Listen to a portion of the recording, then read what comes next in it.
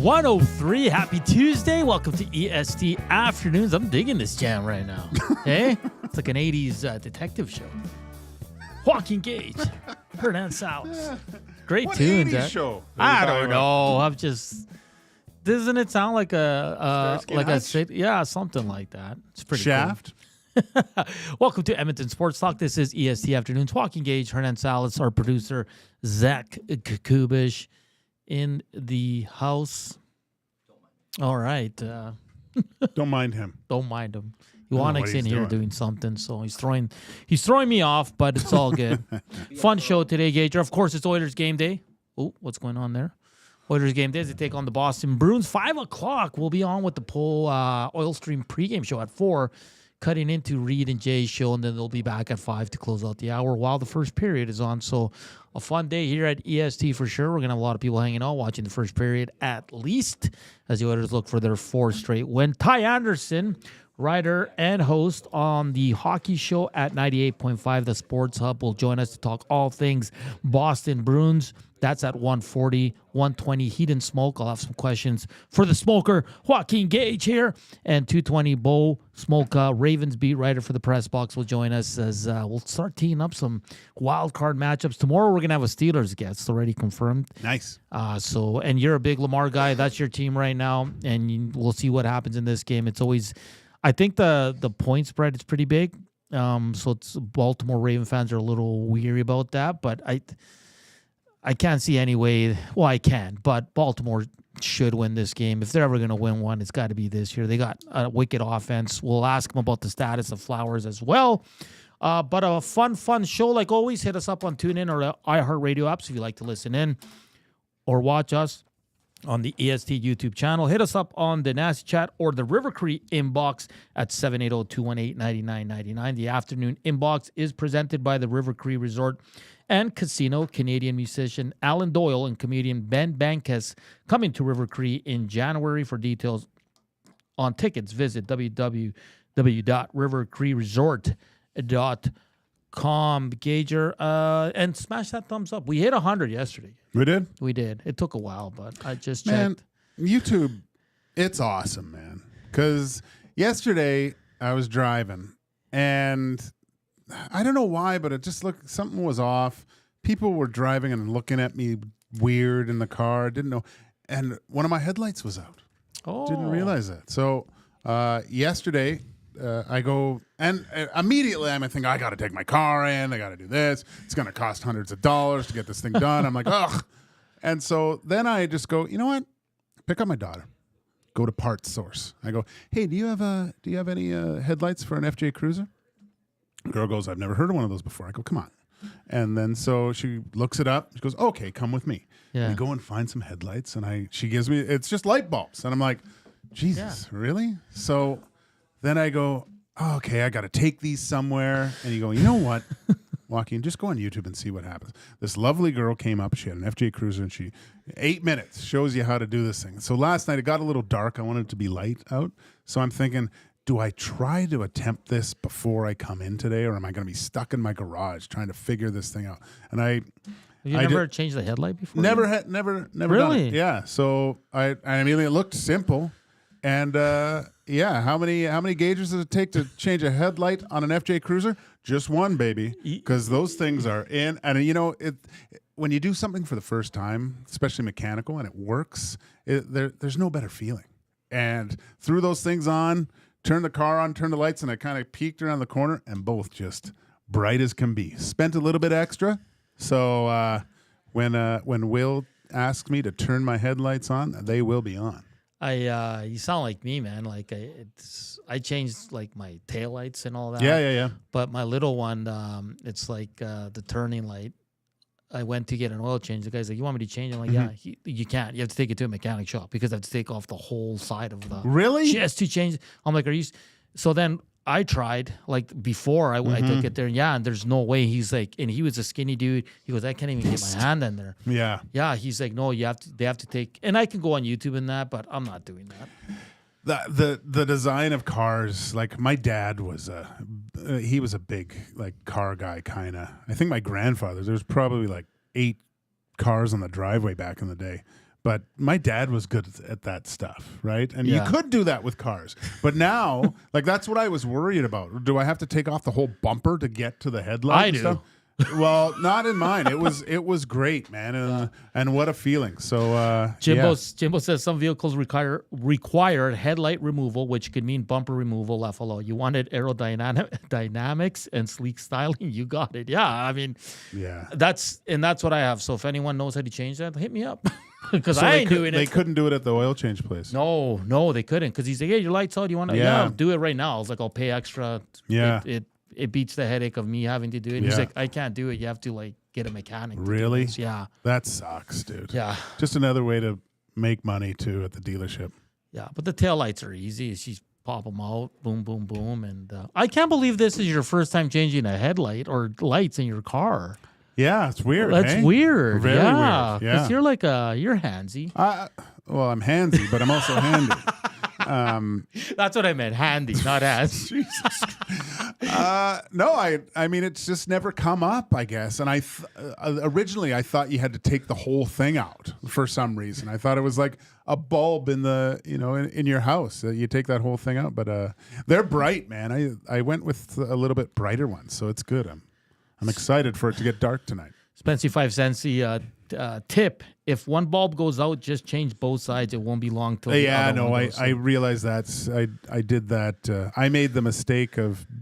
I got an attack of the cheaps, I think, at the dealership one time, and they said your one headlight said, "Oh, just change both." I go, no, just the one. And I think as soon as I think he did something to it, but as soon as I left the parking lot, the other one went out too. And I like when I'm like, yeah, I'm going to go get an oil change. And like, I have so many buddies that are like, why don't you do it yourself? I'm like, do I look like I know how to do a damn oil change? I'd love to be able to do an oil change. And everybody's like, it's so easy. I'm like, no, it's not. No, it's not. It is not easy. I would rather, you know what? I have some good friends that are mechanics. I wouldn't mind sitting and watching them do it. Yeah. And then next time, if I go in there, because I know them quite well, at Mark G Auto, if you're looking for a quick little, sweet little oil change, go see my boys at Mark G. Tell them I sent you. And but they let me watch when they're doing the car and stuff. I can go see, and that'd be fun. Like I'll be honest, man. Like I'll pay, and you get charged extra because that's what they do. But like, I have no interest in learning how to fix anything seriously. Like, really? Yeah. Like, hey, you want to change give me a carport? I don't even after reading Newey's book. You don't think? No, I don't. I have no interest. You're lucky I put gas in my car, air in my tires. That's about it. And you should have seen me in my 20s when I learned how to change a tire. The first time was that sucked. I had to change a tire in like -40. That I had to keep going back into my car to warm up. Took like 8 hours to change that job. Oh boy, the joys of fixing a car. That's why I just rather pay. It's the same with brakes, man. Like everybody's like, you can do the brakes yourself. I'm like, I don't trust that. And they're squeaking and stuff. I do not trust that. I have a lot of respect for mechanics, man, because that's hard work, man. Yeah, it's very hard work, and to diagnose everything, and it's tough. Katie says, easy stuff, Gager. YouTube is best for simple car repairs. Exactly. If there's... I always look at YouTube just to see if I can do it first. And then I'm like, no, that's someone else's job. Funny story. I was back when I was at Nate. I was living with two buddies. We rented a place, 3 of us. And buddy had an older car because they just worked construction, and it was a 5-speed. And the transmission went, and so I'm like, hey, I know a mechanic guy, and so we take it to him, and we pick it up, and transmission fell like a block down. Oh, really? My buddy was so pissed. He's like, like, how do you screw up that? Like, it's probably the most important part. And he goes, you told me it was fine, and I didn't even get a block. Let's see here. Chief Andy says, he's talking to someone else there. Jimbo, I became a technician mostly because it could save me money over my life. Yeah. Yeah, no, that's a really good point. Jimbo also said something's fishy to start the show. I don't know what he's talking about there. And Katie says, I agree, fishy. Jasmine says, hitting the like since Gager wasn't mean to me at headquarters today. Yeah, because you're positive Gager in 2025. Yeah, I don't Jesus. I don't know why she's... She makes me sound like I'm a mean person. No, but you're just intimidating. Yeah. Like you walk in, you look mad. It's kind of like I always look mad, but I'm never mad. Yeah, my wife says that to me a lot. Yeah. What are you doing? I go, what do you mean? What's wrong? And I'm like, wrong? Nothing. It's just my face. I'm smoldering. 25 thumbs up. Let's get to 100. We had a great start yesterday. Kind of dwindled as the show went on. So let's flip the script this time. One more car. Can you drive stick? Yes. Okay. Can you? Zach, can you drive stick? No, I've never been Shocking. taught. Never learned. These young people, I tell you. Somebody said that they would teach me, though, and it was a pretty nice car. Like, it was a Honda Civic, I think, 2016, and he's a big car guy, like, bought rims for it and everything, and, did all the work with it. I'm like, I'm not going to wreck your car. If I stall your car, I'm going to be so upset with myself. Then my other buddy with another Civic, but probably, 15, 20 years old, that'll probably break down if you look at it wrong, offered to teach me, and I'm like, I'm not gonna break your A to B car, your beater. So I'm just gonna live without knowing. Man, it's such a skill. Man. It is. I had probably like 10, 15, like between 10 and 12 years ago. I had a 2-door Ford. Yeah, it was 5-speed gauger. In the winter, that car didn't get stuck anywhere. Yeah, it was awesome. And like I drove it for like 2 years, buddy. Man, like it was natural after it's so much fun. Oh, man. Well, my son, his first car, 2-door Civic. Yeah. And this is a note, and I've said this before to all parents of young kids for their first cars. If you're in a position where you can help them out or get a standard, because it eliminates any type of use on the phone. They have to be fully engaged every time they're driving. I think most 16-year-olds should learn on a standard anyway. That's good. It watching my son drive, he's so much more attentive because he has to know when to change gears. Of course. He's always gear aware. down. Like automatics is just brainless driving. It's terrible. And get him on a hill coming up downtown in the winter. Yeah, get him used to that. A little bit of anxiety of not stalling on a hill too. But I think it's an old school thing. I think guys at our age, and gals as well. Like I think it was more common to know 5-speed. Yeah. Now it's like you go to Chile, buddy, and it's a lot of hills. Almost every car in Chile is a 5-speed. Yeah. It's awesome, man. It's absolutely awesome. I was at a party. Sorry, this one story. This woman, she was of a certain vintage, but she wanted to learn how to ride a motorcycle, right? Yeah. And she's telling the story, and she's just petrified of going to training because there's young guys, and so she shows up, and all these young guys with their leathers on and their Harley Davidson belt buckles. And she's like, oh, God. And she gets on, and she's just, and all these young 20-year-olds are like, installing these things because they've never driven stick before. They don't know how to use a clutch. And she was like the best in the class. And they were like, how do you do this? How do you know? And I go, you idiots. The hardest part is getting out first. Yeah, and once you get the timing done, like I hadn't been in a standard for a long time, and we went and test drove my son's car. And I had that thing revving at, 5,000 RPMs. It was great. It's so much fun. My brother-in-law has a Camaro 5-speed, and he's always, you want to take it for a rip? I'm like, no, man. I am not the one responsible for this. Not enough downforce in that thing. No. Spency 5 cents, he says, manuals for teens, less phone use, but more clutch dumps, laughing out loud. Yeah. I mean, you're going to struggle. Everybody does. Yeah. I remember when I was learning, I wonder how many guys here know how to drive stick. Probably. Well, Reed. Jay's on a farm, so he's got to have. But Trev, no. Dusty's a question mark. Eric? Dusty, can you drive stick? Not well. He said you grew not up well. On a farm. Yeah, we had automatics. I could drive it, but not smoothly right now. I haven't done it in 25 years. Yeah, he says he hasn't done. He hasn't done it in 25 years. Said he'd be a little jerky. Yeah, and the cards are cheaper now too if you go 5-speed. Oh yeah, way cheaper. Way cheaper, buddy. Way cheaper, man. It's a good conversation to start the show.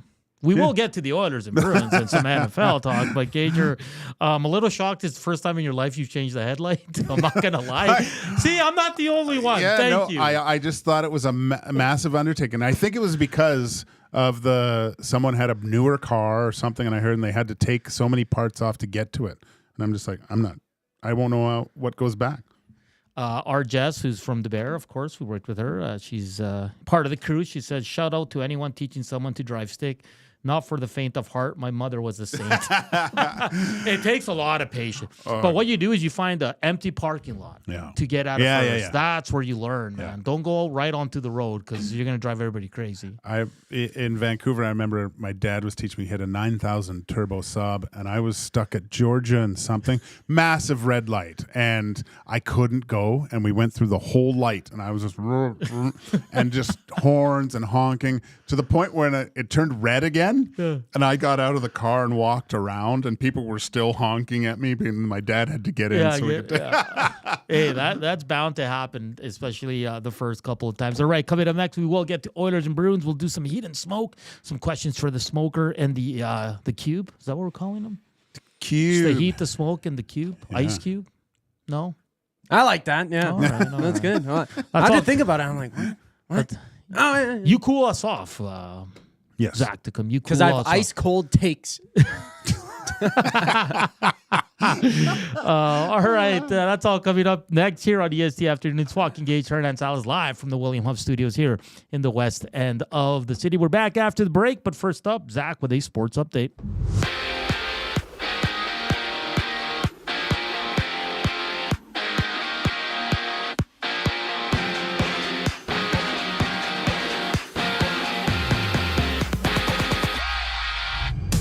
The Oilers look to stay undefeated in the new year when they visit the Boston Bruins. And you can join Tom Gazzola and Hernan Salas for the GCL Diesel Oil Stream pregame show, which airs at 4 right here on EST. And there's 9 other games on the schedule, including Philly hosting Toronto, the Blues playing the Wild, and the Stars battling the Rangers. In the WHL, Lethbridge hosts Moose Jaw on a 4-game slate, while on the court it's the Celtics, Nuggets, Lakers meeting the Mavericks, Suns against the Hornets, having 7 games around the NBA. This sports update is brought to you by the Capital Care Foundation. Financial support deeply affects residents at Capital Care, and whether it's a one-time donation or a monthly contribution, every penny counts. Donate today to the Capital Care Foundation. Find them at capitalcarefoundation.net.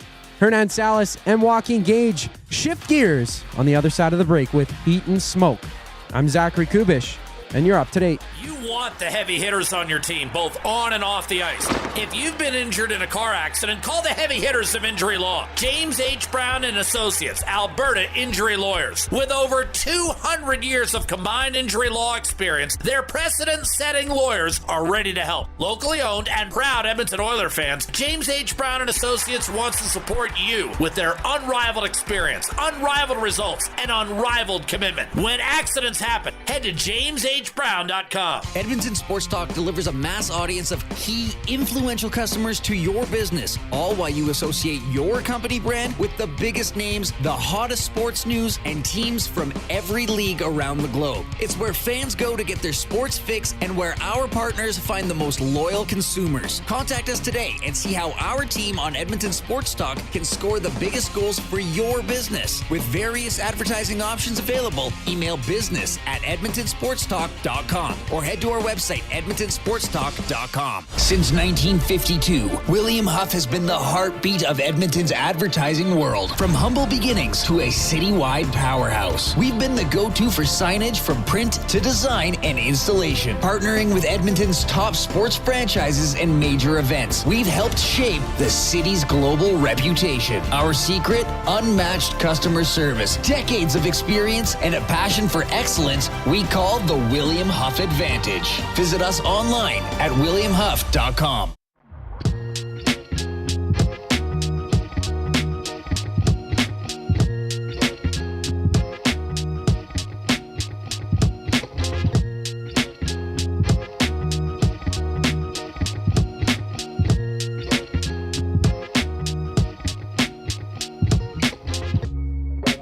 It's 1:23. Welcome back to EST Afternoons on Edmonton Sports Talk, your clear choice for Edmonton sports. Joaquin Gage, Hernan Salas, Zach Kubusch in the house. We're coming to you from the lovely William Huff Studios here in the West Side. That's Oilers game day as they take on the Boston Bruins at 5 o'clock local time. I love these early games. Oh, yeah, you do. Love them.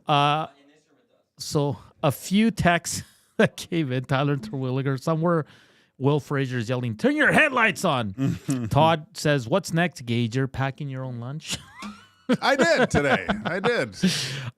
This one says no name on it, but it says best car anti-theft device is having a stand. It is. Yeah. Rip City Step says Dusty's the least farm kid who ever farmed. Kid. I didn't. Well, I knew they had now you watch those the equipment for a farm. Like people just do it from their iPad now. Yeah. It's crazy. But I thought everything was standard. So Shanzi says, we're transitioning all of our company vehicles over to manual transmission. Our insurance company actually told us that we'll save huge because of distracted driving. Yeah, man. You can't. You need two hands. It's you get that good, you can do it. You can kind of do it. Well, especially remember the old T9? I could do that without looking and do that. But I mean, you can talk and text anyway or whatever. You know, all the new car. But I don't know. I think my knee would give out. My left knee's awful right now, so having a clutch would probably I'd be in pain after a while, especially with city driving. Yeah. If I had to drive longer distances, manual for sure. City driving is tough. Yeah. So I went around the office and asked. Reed can't drive stick. What? Maddie can't either. That's not surprising. And I'm pretty sure Jay does. Jay's got to. Yeah. Can't drive stick, huh? I wonder if Eric can. Eric's got to be able to. You two, Trev, I'll say no. No, yeah, not a chance. Interesting. Kitty says, I learned how to drive stick when I was 16, but I got my class 3 and 18 speed is a whole other beast. Yeah, that's something else. Doubt, man. That's like my buddy drives the big trucks, and I was in there one time just checking it out, and the gears on that, man, holy. That'd be fun. I'm like, how do you even know where to go? Like, what to do? Anyways, and let's see here. I had one more. Oh, Calvin says, learned to drive stick on my grandparents' farm when I was 12. Obviously not close to Dusty's farm. And then Jasmine says, I need a new engine sensor for my Beamer. Scared to look at how much that will cost. See? Engine sensor. Need a new engine sensor. Jeez. Well, don't ask us because we have no clue. Oh, Tommy into the nasty chat. Oh, the wrench. I had to learn when Tommy I worked knows. Yeah. in Costco tires. Okay, good for you, Tommy. So there's three of us. Well, Dusty did say he learned at 14. He goes, I bet you if I get in a car, it'll take me a few tries, but I'll get it. That was Tommy's pickup line a lot of times, too. Can you drive stick? Moving on. All right. Zach, do you have my board on? No. Thank you, son. Great talk about cars. As we learned today that Gager changed his first headlight, joining Hernan, who just learned a couple of years ago. I was listening to the Wallflowers, saw one headlight the whole way home yesterday. So we'll see about our because I find like the car guys look down on people like us. Yeah, I'm sure they do. What the hell we're doing? Yeah, yeah. I mean, it's awful. I mean, we're talking about cars a lot here, but how I feel I'm humiliated when I go in to get my car fixed and I have no idea what's wrong, you know? And the guy could say anything to me. The flex capacitor's out. And I go, yeah, we got to get that going, you know? Like, I just have no idea. And I should, because I remember as a kid, I went into the Mercedes dealership in Vancouver. And I knew this, and the Mercedes guy was talking to a woman and her daughter, saying that, it's going to cost a little bit extra because we got to get special Mercedes oil, oil in. And she goes, oh, Mercedes? Oh, yeah, well, it's a Mercedes. It makes sense. And I looked at him, and I had and he was like, don't say anything to me. And I laughed after that. But so that's funny because when I go, like, say I need my brakes done. I say, I need my brakes done. And I'm like, don't look for anything else because I'm only paying for you to get my. Yeah, but if you don't get them, I don't care. Do my brakes and then I'll worry about the other stuff because I don't know. Yeah. And I'm being honest. And I know so much people like that just go and they say, well, you need this and that. And they're like, okay. One of the best things that you can have, like, especially in high school, all you high school people, anyone that's in getting into mechanical or going to be working on cars, befriend that person for the rest of your life. Yes. Because if they become there's nothing better than having a friend as a mechanic because they won't screw you. Well, the GF's brother is a huge car guy. So like his buddies go to him. And like is that the guy with put the transmission in your buddy's? No. This was we went to an actual shop. Okay. But he is fantastic. Like he is like any question we have, he'll come look. He'll be like, no. Like, and then you go with that info, and they're like, okay, this guy knows what he's talking about. Exactly. You know what I mean? But Yeah. I don't. But Yeah. I just repeat what he said. Well, I've always tested that. I went to a buddy, and then I went to the dealership. They did say the same thing, but it was like so much more at the dealership. I was like, screw that. Yeah, you have to like. I want to find like a guy that's my mechanic. Yeah. That I take and like, he's not gonna upcharge me. Exactly. and all that. So, if anyone out there's a mechanic and wants to help Hernan out when he has car troubles, hit me up, Hernan at EdmontonSportsTalk.com. Seriously, I need a good mechanic, man. Yeah. A good mechanic. All right, the Edmonton Oilers take on the Boston Bruins. They're going for their fourth straight win. The Boston Bruins currently on a 4-game losing streak. They lost to the Islanders, the Leafs, the Rangers, and the Capitals. Leon Draisaitl looks to extend his point streak to 15 games. That would be a career high. The Oilers are on a 4-game win streak in Boston, Gager.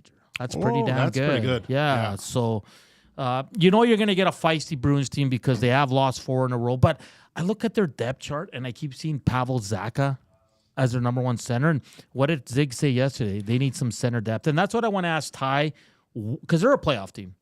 What are they going to be looking at the deadline? Is it that top 6 center? Because right now it seems like that's what's hurting them a bit.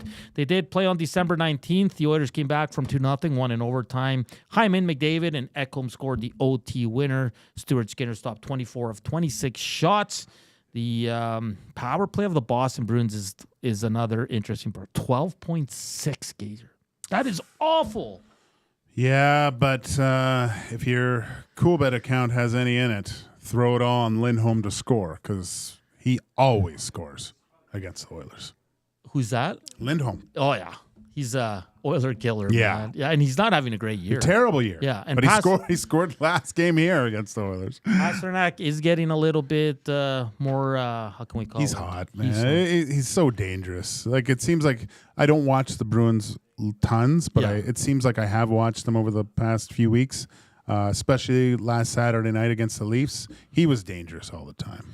He's good. So this is what we have so far for their lineups. It's going to be Geeky with Zacha and Pasternak, Brad Marchand with Elias Lindholm and Charlie Coyle, Oliver Wahlstrom, who they picked off waivers from the Islanders, with Trent Frederick and Justin Brazeau, and John Beecher with Mark Kastelik, who scored a beauty here in Edmonton, and Cole Kopke. Defensively, Parker Witherspoon with Charlie McAvoy, Brandon Carlo with Nikita Zadorov, Mason Lohrei with Andrew Peak. Looks like Jeremy Swayman gets a start for the Boston Bruins. The Oilers' top 2 lines remain intact. The line I'm intrigued with, Hyman, Henrique, Skinner, and Perry will be with Janmark and who am I missing?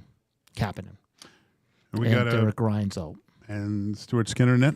Stuart Skinner gets a start. So you can't complain there because this Boston team is there to be had tonight. And I think that third line can provide a spark for this team, Gager.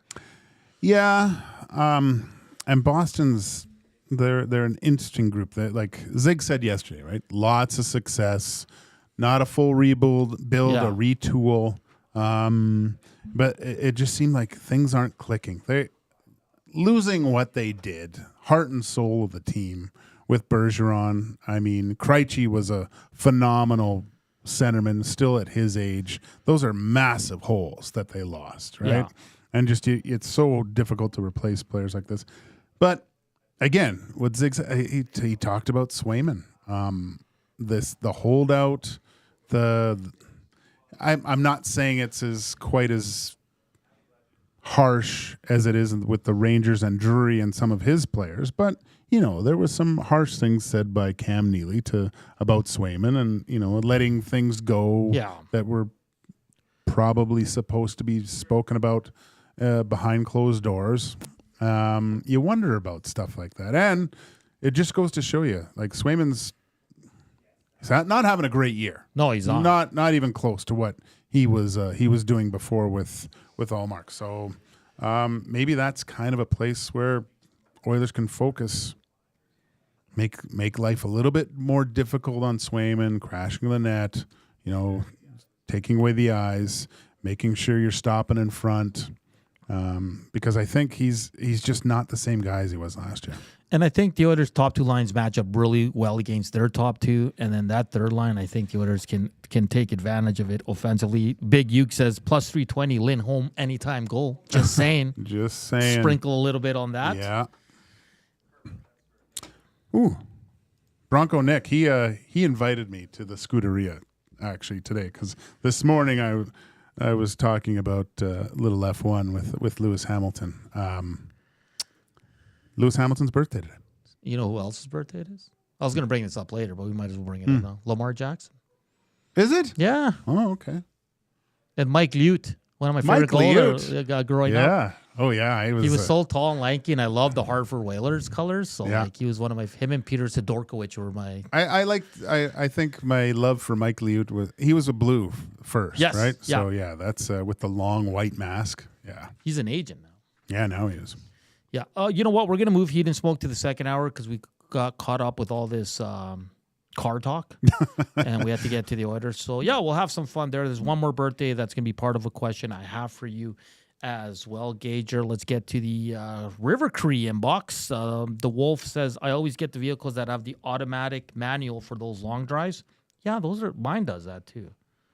Where you can kind of go into... yeah. It's not the same. It's not the same at all. Yeah, after working in Kamloops for the last 3 years and driving back and forth from Edmonton to there, when I started using the standard mode for those long drives, I was saving close to $100K in gas switching it to standard for those. Good to know, Wolf. I didn't know that. I did not know that. Rusty Shackleford says, I learned to drive a manual at age 10 in the grain truck. If you're strong enough to push the clutch down, you're old enough to drive the grain truck. Bone says, Gager, check your headlight fluid more regularly. It's topped up.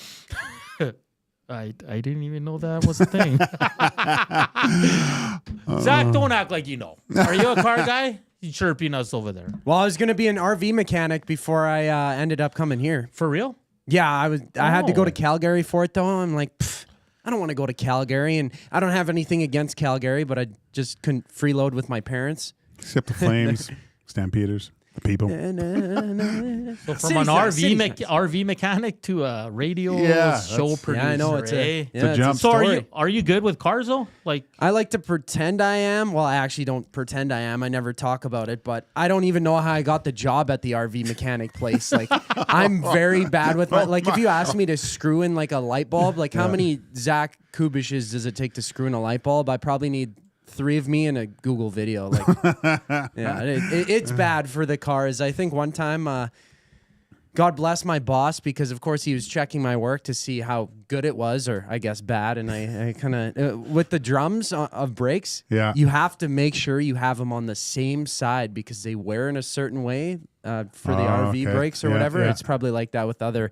machinery as well. But I think I swapped them and he took a look. He's like, good thing I checked. Good thing I checked, but no, I did my job. I did my job there. So like, if your car breaks down, you're comfortable opening the hood and looking at it and seeing what's wrong with it, or are you still not at that level?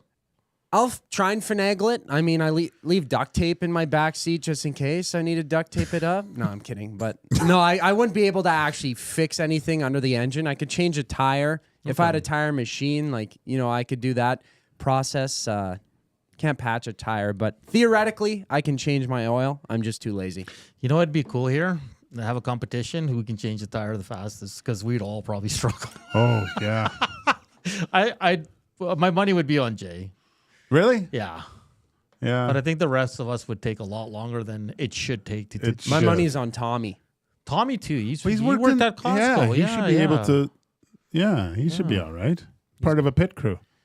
He's out there right now getting his alignment fixed. Is he? Yeah. On his car? Yeah. Yeah. Yes, he is. So keep the text coming into the River Cree inbox. Hit us up on the Nasty Chat. If you're watching us on EST YouTube channel, hammer that thumbs up. We're at 45. We have 145 watching. So Wow. The numbers don't really add up there. It's So, going to be great. if You watch EST right into the hockey game. hammer that thumbs up for some good juju for the Edmonton Oilers. Jeff Skinner, I'm calling it right now. He scores in back-to-back games. Ooh. Oh, you like that one, eh? You like that one. I do like that one. Portions of this hour brought to you by the Canadian Brew House. Host your team or league fundraiser at the Canadian Brew House for a chance to win $2,500 with tons of options to choose from. The Canadian Brew House can help you raise funds for your crew. Details in store or online at the CanadianBrewHouse.com. Up next, we're going to head to Boston. We're going to talk to Ty Anderson from 98.5, the Sports Hub, and we'll get a good beat on the Boston Bruins. This is EST Afternoons. Joaquin Gage, Hernan Salas. We're back after the break, but first up, here is Zach with your sports update.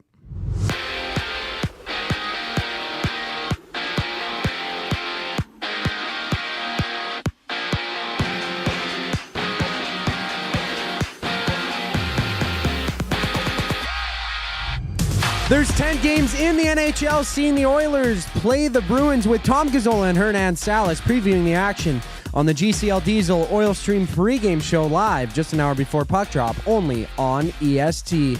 Elsewhere, the Lightning meet the Hurricanes. The Senators and Red Wings duke it out before the Golden Knights hit the ice with the Sharks, and the WHL sees 4 games, including Seattle hosting Victoria, while in the NBA, Minnesota tips off against New Orleans. The Rockets battle the Wizards, and the Heat face the Warriors, having 7 games in the NBA. After the break, we check in on Beantown, speaking with Ty Anderson, host of The Hockey Show at 98.5, the Sports Hub. I'm Zachary Kubusch, and that was your Sports Update.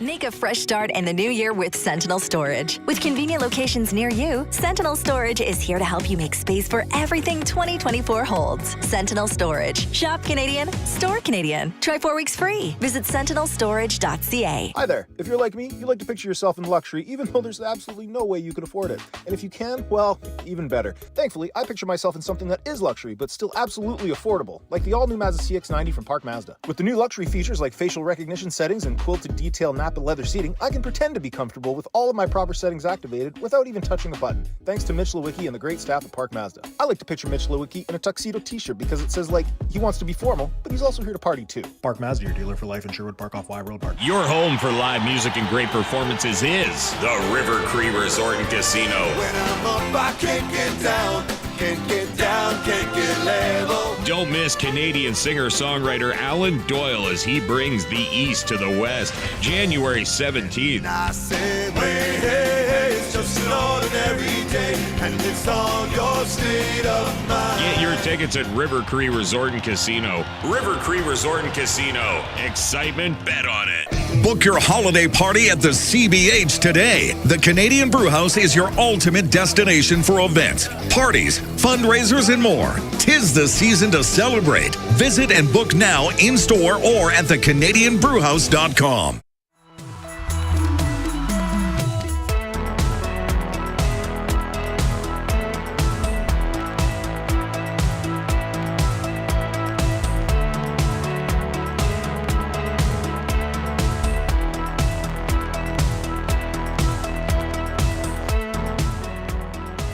It's 1:42. Welcome back to EST Afternoons here on Edmonton Sports Talk. Great conversation on cars here on the YouTube channels. We're just ahead of Ty Anderson, Chronic Master. I'll just leave it at that. Pit Crew Challenge. Yeah, that would work. Tom Gazzola says, I worked in a tire shop. He'd be our team principal. He'd be the guy kind of leading the charge there. All caps Tom Gazzola into the nasty chat, too.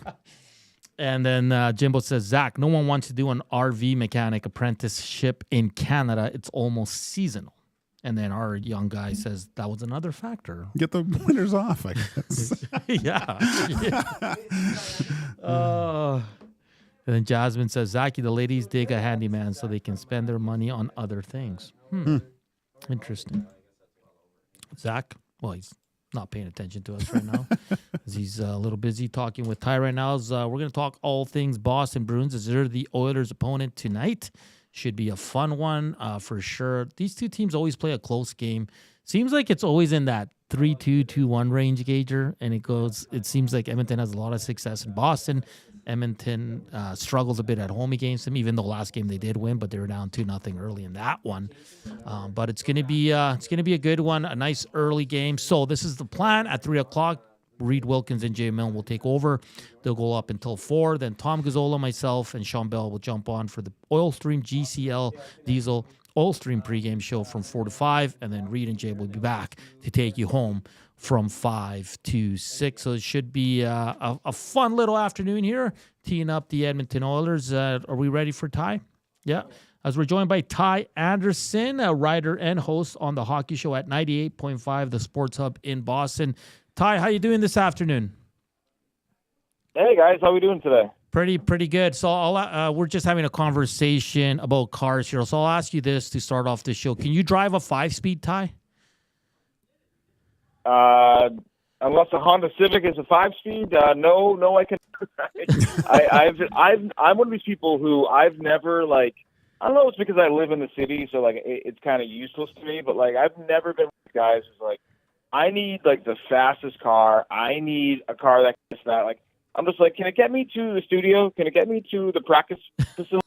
Cool, awesome, I'm in. So it's kind of, I don't know what it is, but I like cars, but I've never been I gotta get this. One time, somebody smashed into my car when I was parked on the street, so they had to give me a rental car. We fixed it, and the rental car they gave me was it was a Bo, and I was like, I don't want this. This is insane. But they were like, it's the only one you have. So that's my experience with cars, honestly. So I probably not. I would imagine that I can't. All right. Ty, let's get to the hockey game tonight as the Boston Bruins host the Edmonton Oilers. Oilers are on a 3-game win streak. The Boston Bruins are struggling as of late. They've dropped their last 4. What's going on there lately with the Bruins, Ty? Yeah, you've seen a lot of their old habits creep back into their game. Defensively, they haven't been as tight as they were when they win games out of the gate. Their scoring has been hit or miss. They failed out. You look at this past weekend, right? They score 8 goals. They lose both games, but they score 8 goals. Mm-hmm. 4 of them are from David Pastrnak. Other than that, it was kind of a struggle to get scoring done for this roster, and that's kind of what they've been all year long. And so I just think that right now it's a lot of old habits. Their goaltending has not been up to par, or at least the way that they thought it would be back in September, October. Had some good games, but every 3 weeks, I would say, every 2 to 3 weeks, he's averaging an absolute clunker of a game. And I think that's been the problem for this team, is that just consistency, be it in their offense, their defense, their goaltending. The consistency just hasn't been there the way it needs to be there for this team to pace in the Atlantic and to, remain out of that kind of murky waters of the wild card, where right now you have what feels like 8 teams basically competing for 2 spots in the East Conference. Ty, at the beginning of the season, obviously just on the goaltending front, you say it's not where it was last year. Boston having 2 elite goaltenders together, separated. I believe there's an injury to Ullmark, but Swayman has this been kind of just a little bit bigger learning curve for Swayman, being the de facto number 1 goaltender for the Boston Bruins, because he had a partner in Ullmark that could lessen the load a little bit. Has there been a bit of a learning curve this year so far, being number 1 guy? Oh, I think so. Absolutely. I mean, I would argue that Swayman has played more 3 and 5s or 3 and 6s this year than he ever has before, just because they don't have Ullmark, so they do lean Swayman more for consecutive starts. Again, 2 games in 3 nights, whatever it is. Really do that a ton in Boston with Ullmark, so he's had to do that more this year. And yeah, I think to your point, it's hard to do that. It's hard to learn on the fly how to be a number 1 goaltender, and this is the that he wanted. Both goaltenders went to the Bruins at the end of last season and said they both want to play 50 games. You do that with an 82-game schedule, so they picked Swayman over Ullmark, which makes sense. Swayman's younger, had a great postseason, but with that comes actually playing the 50-plus games, and that's been the challenge for Swayman. I think just calibrating your mind and your body to get that rest and still be effective.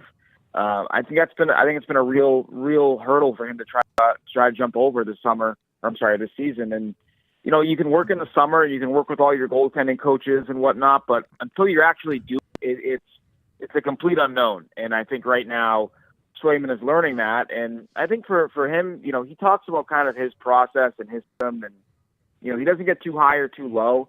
And I think a reason for that is he had a great postseason. So for him, he's kind of like, let's just get in there and I'll go back to being what I was a postseason ago. And that can work. We've seen other guys do it. We know there's a lot of guys that are great playoff performers and just okay in the regular season. But with the way they lean on him, he's going to have to up his game and get this team to the postseason for sure. Ty Henderson from 98.5, the Sports Hub in Boston, joining us here on EST Afternoons. Ty, the power play sits at 12.6%. What's going on there? I mean, there's still a lot of talent there in Boston. You got Pasternak, Marchand, Lindholm. What's going on with the power play? And because this number has kind of stood out to me that it's so low, especially when you have a guy like David Pasternak. Yeah, it's been brutal. It's just like they've hit the point where they barely even get chances now, that top unit. It's just, I do think that a big problem with that power play is that Charlie McAvoy is not a natural power play quarterback. You watch the way that he runs a power play. It's not like when they had Torrey Krug back there. I just think that Charlie, he's a great two-way defenseman. When his game is on, he's very good at both ends of the ice, but power play has never really been his forte. I think his best weapon on the power play is his shot, but now he's more, facilitator and distributing the puck around and trying to get Marchand and Pasternak set up on the flanks. But I think teams have been able to sort of really pressure the flanks for the Bruins. And what that does is that forces Pasternak into bad decisions. It forces Marchand to sort of try to outmuscle two guys converging on him at once. And so really, I just think that I look at the point there, who's running it, McAvoy. And I look at the way they haven't utilized Elias Lindholm. Elias Lindholm has been playing the bumper for the majority of the season. They don't really use him enough. He's kind of just really floating in there. He's not getting puck touches.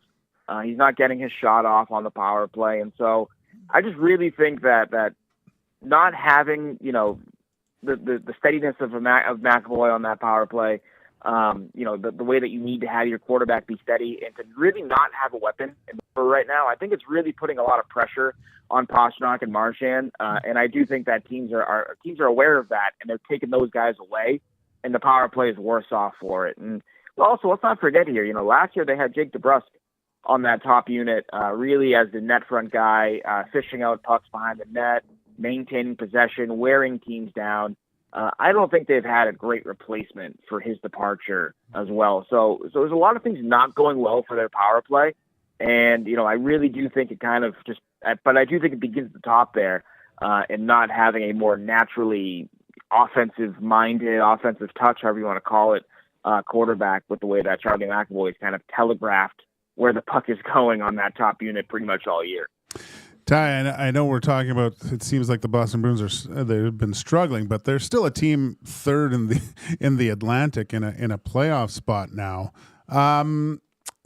Over the next few weeks, there's always talk about trades and things. We hear rumblings of player movement. What can you tell us about the Boston Bruins staff and management? What would they be looking to add to this team, or are they looking more internally for someone to kind of bolster their lineup? Yeah, I think that this is a team that's a roster that has really struggled to score goals consistently. They have Marchand and they have Pasternak, but then you get beyond those two guys on the wings, and who's their third best winger? Right now, it's probably Justin Brazeau, who is effective, but he's limited. He's a guy that scores his goals from the front of the net. Really doesn't impact the game in many other ways, and so I think scoring is sort of what they'd be looking for. Now, I think conversely though, there's a legit argument made for this team to kind of have a soft sell in a way. You look at, they have Trent Frederick as a pending UFA. Negotiations with his camp have not gone exactly swimmingly. He doesn't have a new contract. They also have Morgan Geekie, who's a pending RFA. Is he in your long-term plans? If not, maybe you look to see if somebody wants a guy like that. So they're in a really bizarre kind of spot here because, to your point, like internally, they have guys that I think you'd want to see more of. 2021 first-round pick Fabian Lysell. They have Georgi Merkulov, who's a talented guy they signed out of Ohio State, who's now in his third year of development here. He's 24 years old. He's continuing to produce at a point-per-game level in the AHL. And then you have Matty Poitras, who was a surprise, made the team last year, is currently another guy who's playing at a near point-per-game pace in the minors. And I think you'd want to get a look at those three guys. But if you're a win-now team and if you're going to operate like a win-now team, it's going to be hard to get those guys in your lineup. And so I think that in Boston, what's really interesting here is that I think the fans kind of know that this team is not, the Bergeron era teams or the Chara era teams. Like, they know that they're not a true cup contender. And you have a segment of the fan base here that is kind of accepting that and wanting to see the younger players emerge. They want to see the youth and kind of see if they have anything in their pipeline that's worth anything, because it's been so long since the Bruins have developed a forward or developed a younger player and given them some real run here. And so they could look for scoring. I think they'd be looking for a right winger. I think that's kind of a natural fit. You want another guy behind Pastrnak who can kind of push and score some goals and not have to grind them out like the majority of their roster. But I honestly, guys, I don't know if this team should be buyers. I really don't, because I think the difference between them and, say, a Florida or a Carolina is just so deep that I don't know if a deadline addition is going to really make it up. And this team has traded a lot of picks, a lot of prospects, and it might be time to sort of replenish that pool a little bit and bring in some picks. And whether you use those picks or trade them down the road in the summer for a bigger addition, I don't know if you want to buy if you're the Bruins this year, to be honest with you. Great stuff, Ty. I enjoy the game tonight. It's always fun when these two teams meet. It's always a close game. Edmonton has won the last 4 in Boston, so we'll see if they can extend that, and hopefully for everybody down in Boston, they can snap that 4-game losing streak. Great stuff, Ty. Enjoy the game tonight, and I'm sure we'll chat soon. Awesome. Sounds good, guys. Thanks for having me. That's Ty Anderson, writer and host of The Hockey Show at 98.5, the Sports Hub in Boston there. Good stuff. Yeah, it's that's interesting that he said that he wouldn't be a buyer.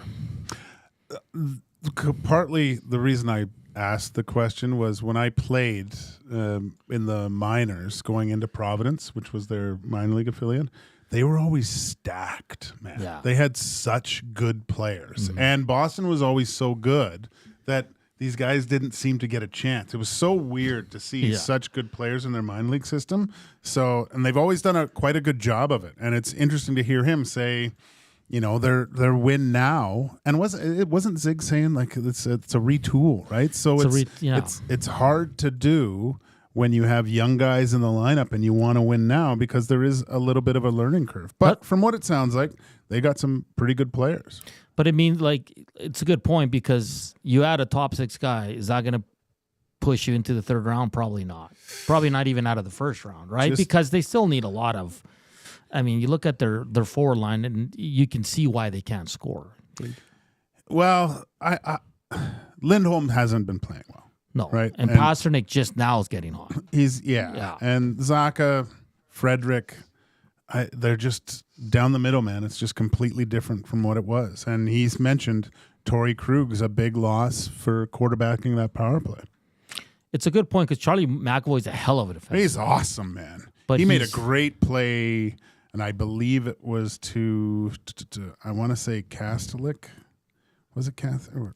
Scored a great goal, but he came down the wall and found him in the slot. It was he's very talented, but it's weird to say he can't. He's not just not a true quarterback. Yeah. So careful what you wish for with Bouchard. Jeez. I still ain't paying him $11 million. That's all I'm saying. In hour 2, Bo Smolka, Ravens beat writer for the Press Box, will join us. So we're going to start teeing up some NFL Wildcard matchups. I can't wait for the weekend. It's going to be absolutely awesome. Oilers play early too, so it's going to be a nice and early night for Hernan and Tommy Gazzola. Just some news. The Tennessee Titans fired general manager Carthon earlier today, and the Raiders just announced that they have fired coach Antonio Pierce. So Black Monday coming into Black Tuesday as well. Gager, as we'll see probably more dismissals as the week goes on. And man, it seems like the New York Jets are interviewing everybody, man. Like every time I see Schefter or Ian Rappaport report, the New York Jets do interview this guy. So good for them, though. They're doing their due diligence. They're interviewing a bunch of guys. So that's probably the proper way to go. And like Zig said yesterday, like that's probably the biggest pressure cooker right now to get it right. Yeah. Oh gosh. Yeah. Especially with the enigma question marks. Yeah, we'll continue the hockey talk. We'll continue the NFL talk. The Montreal Canadiens win again, and Vancouver loses another one in overtime. And we'll talk some WWE Raw that was on Netflix. A lot of appearances, some funny stuff. One old school guy got booed for the full 2-3 minutes he was out there. We'll talk about all that here on EST Afternoons. Remember, hit us up on the River Cree inbox or on the Nasty Chat as we're coming to you live from the William Huff Studios here in the west side of the city. Hour 2 of EST Afternoons is up next. Get to know the winners, props, plays, parlays, and more with Nielsen and Hustler. Weekday mornings at 11 on The Lock Shop. Only on EdmontonSportsTalk.com. Celebrating 70 years in the signage industry, William Huff Advertising is the most recognized name in the game. An in-house, one-stop shop for all of your design, print, and installation needs. William Huff provides quality graphic solutions for everyone. Here in our City of Champions and throughout the nation, they are the preferred signage partner entrusted by many of the biggest corporations, pro sports teams, and organizations to bring their identity to life. Recognize the name, get in the game. WilliamHuff.com. Looking for a winning strategy for your retirement? Contact me, Joaquin Gage at K4 Financial, where expertise meets dedication. I will always look for a careful approach to your retirement, ensuring your financial future is secure. From tailored strategies to clear, actionable advice, I'm here to guide you every step of the way. Don't leave your future to chance. Get in touch with me, Joaquin Gage, today at k4financial.ca or email joaquin.gage@k4financial.ca to start planning for a brighter future and a more secure retirement. Your home for live music and great performances is the River Cree Resort and Casino. When I'm up, I can't get down, can't get down, can't get level. Don't miss Canadian singer-songwriter Alan Doyle as he brings the East to the West, January 17th. I said, hey, it's just an ordinary day, and it's all your state of mind. Get your tickets at River Cree Resort and Casino. River Cree Resort and Casino. Excitement, bet on it.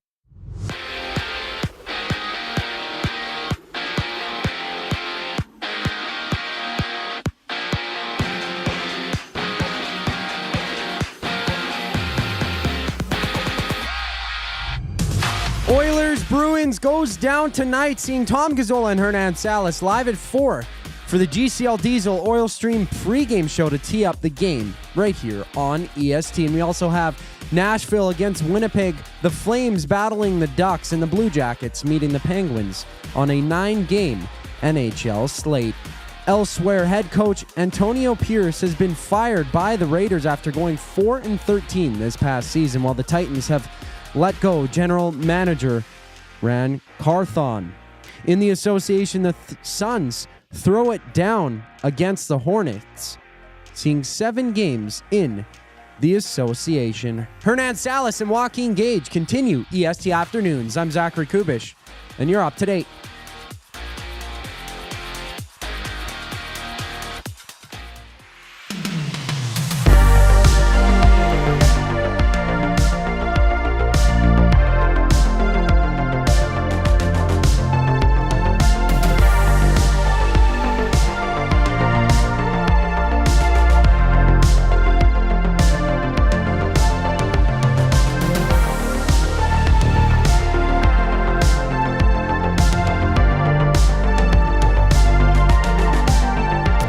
It's 2:02. Welcome back to EST Afternoons. We're just trying to figure some stuff out here on the go. Joaquin Gage, Hernan Salas, like always here. Fun first hour. We talked a lot about cars and because Gager changed his first headlight. And then we got into a whole 5-speed conversation. Can you drive a 5-speed? I feel like if you're Well, you got to say standard or manual. Can't standard, say 5. Standard or manual. I think that's why I threw Ty off when I said 5-speed. Yeah. You thought you were like his old bike. My bad, Ty. But yeah, can you drive a standard or manual? I feel like the younger I'm sure there's young people that know how to drive, but I think it's more of an old school thing to know how to drive the manuals. Yeah. Is that fair to say? Zach just said yes, but I mean, like you said, it's way cheaper. Yeah. Insurance is cheaper. Yeah. Gas is cheaper. Gas is cheaper. Well, didn't he say if you go for long road trips? Well, he spent less on gas. I don't know. It all depends on who said that. Someone said it on the Nasty Chat. Really? Yeah. Maybe if you're really paying attention to your I don't pay revolutions per minute. Revolutions. Or whatever. Isn't it?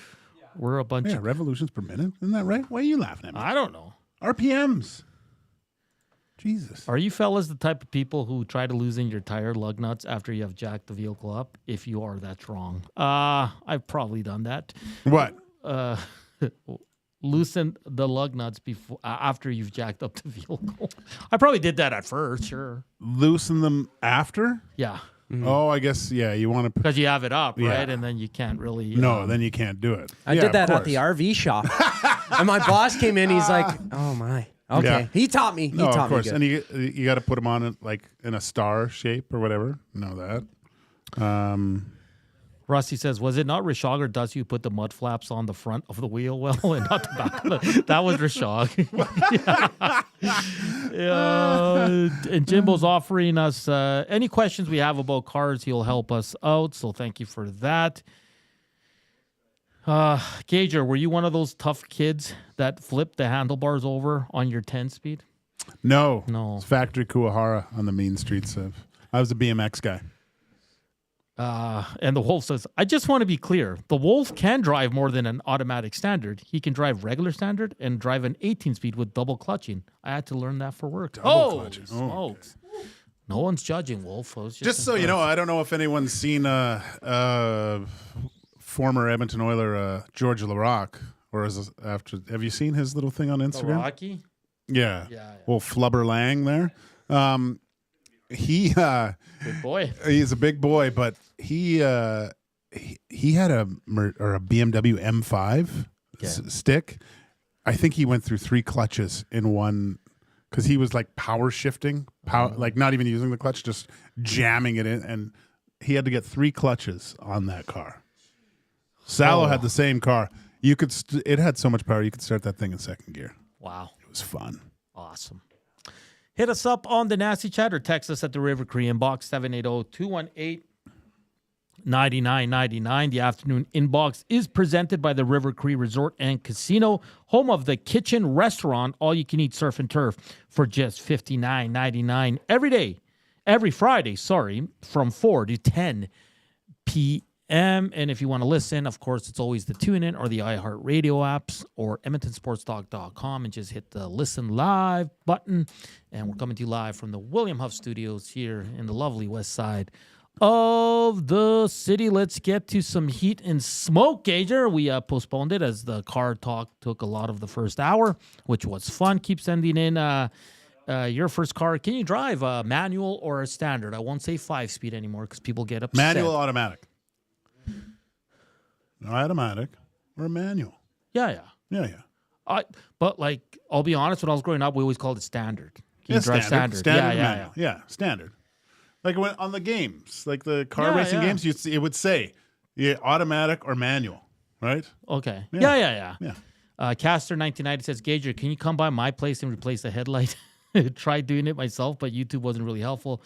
Took it to Nissan dealership. I was quoted $700. Well, it's too bad because I would quote $1,200. So might as well get them to do it. And Bronco Nick says, first car as a 16-year-old was a 1993 Mazda MX-3. It was a 5-speed. Zoom. I like that. Zoom. 61 thumbs up. Let's get to 100. We should get there. $700. That's it. That's ridiculous. I'm sorry. You're changing the damn headlight, man. That can't be right, dude. Like, what are they charging $500 for labor?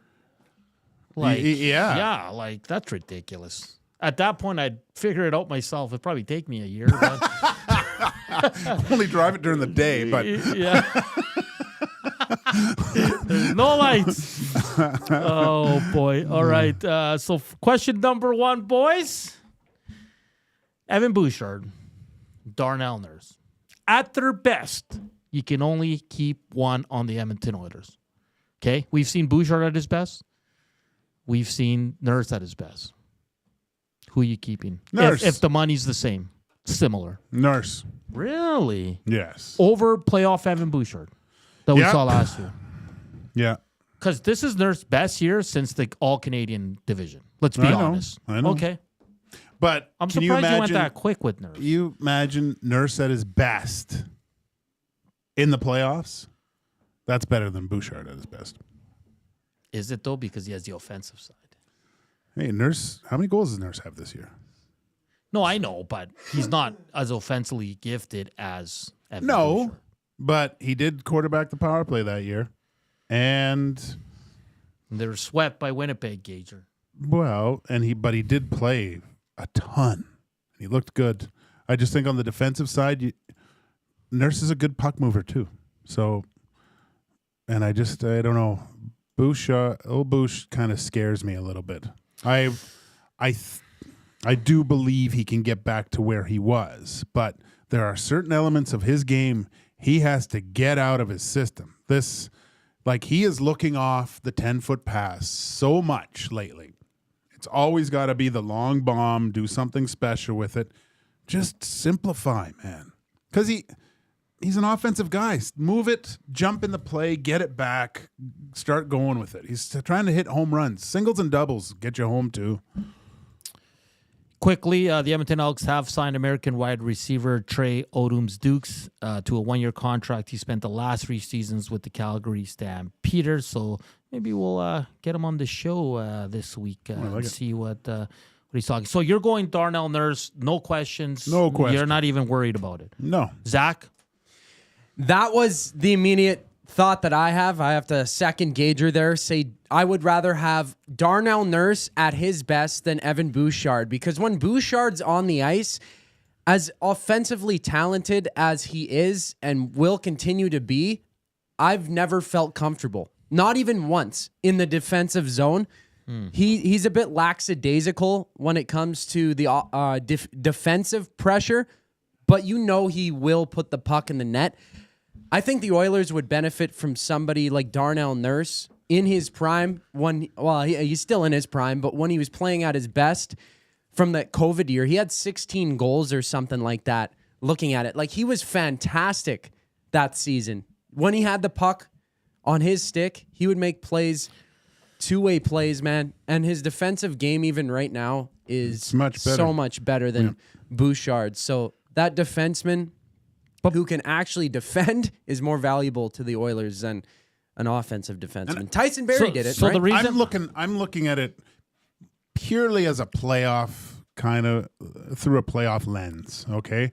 And I just think over a 7-game series, I really think that Darnell Nurse can impact a series a lot more than Evan Bouchard can. See, I disagree because we saw last year Bouchard took over games. Yeah. And Nurse didn't. So Nurse was awful. Yeah. So there's a age difference too. And that's a good point, because let's look at it from the playoff aspect. Nurse has struggled in the playoffs, mightily. Hopefully this year. But the problem with the two players is they're both like this. Now, Nurse has been good for 2 months. 2 months. I would say he's been their second best defenseman behind Echo. Yeah. He's been really good. But I remember Bouchard, man, towards the end of last season and into the playoffs. He was a different guy that we're seeing right now, Gager. That's his potential. Yeah, and everyone was like, "Oh my gosh!" I mean, you were going into this year going, "How much is Bouchard going to get?" And now it's like, "How much is Bouchard going to get?" It's because we're seeing him play poor right now. Yeah. Right. So It's a good question because we've seen both players at their actual best, and they both have a long ways to go if they want to be even better.